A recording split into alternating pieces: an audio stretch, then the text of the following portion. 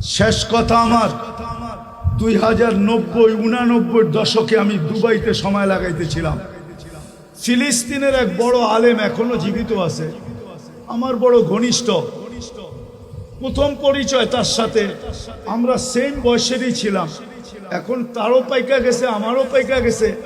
সে আমাকে বলতেছিল, শোনো তোমাকে একটা তথ্য দিব। আমি বললাম বলো।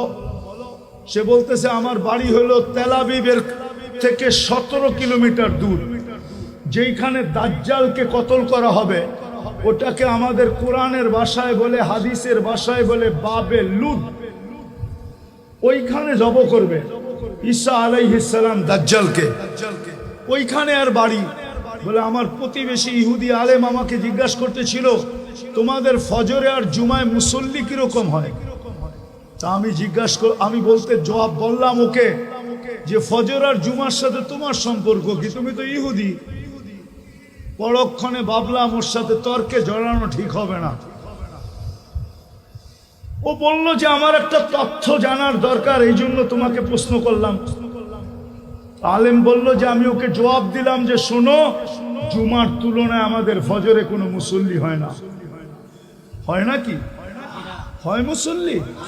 হ্যাঁ, শিবপুরেও তো আছে, ফজরে শুধু ইমাম আর মুয়াজ্জিম হয়, আর কেউ হয় না। না হয় না?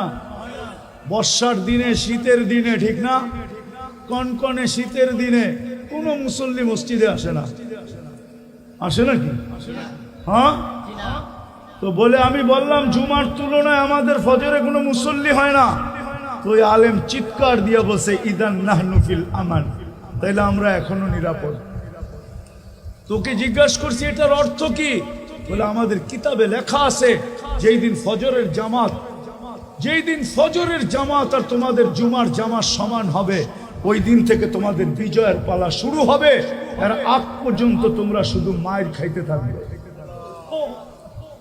এই জন্যই আমি বলছিলাম যে ভালো তো বাসি বলি, কোনো প্রমাণ তো নাই। যদি একটা প্রমাণ দিতে পারতাম তাইলেই মনে হয় মুসলমানকে কোনোদিন পরাজয় বরণ করতে হতো না, কোনোদিন বিজাতিদের হাতে নির্যাতিত হইতে হতো না, কোনোদিন হতো না।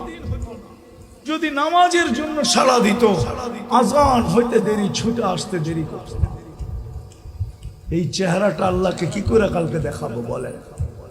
বিদায় চলেন আজকে এই মাহফিল থেকে, ইসলামী মহাসম্মেলন থেকে, যারাই আমরা এখানে আসি আর যারাই আমার কথা শুনতেছেন, আসেন মনের থেকে তওবা থেকে। আমি হাদিস দিয়া প্রমাণ দিব, ইল্লাম ইয়াতুবু। আমি হাদিস লম্বা, আমি শর্ট দিতেছি, শর্ট হাদিসের শব্দ দিতেছি, হাদিসে কুদসি, হাদিসের শব্দ দিতেছি। ইল্লাম ইয়াতুবু ফাআনা তাবিবুহুম। আল্লাহ বলে তোমরা যদি ইউটার্ন না নিলে, কোরআনও বলে লিউযিকাহুম বাদাল্লাযী আমিলু লাআল্লাহুম ইয়ারজিউন।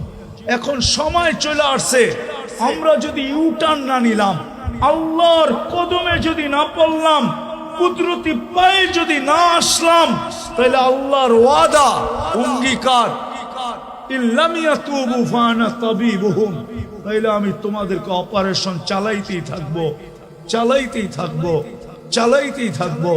কেননা আল্লাহর রসুল দুটা কথা বলে গেছেন। রসুল সাল্লাল্লাহু আলাইহি ওয়াসাল্লাম দুটা কথা বলছেন যে আমার উম্মতকে আল্লাহ শাস্তি দুনিয়াতেই দিবে। কয় জায়গায় দিবে? কয় জায়গায়? দুই জায়গায় দিবে, দুই জায়গায়, একটা দুনিয়া আর একটা কবরে।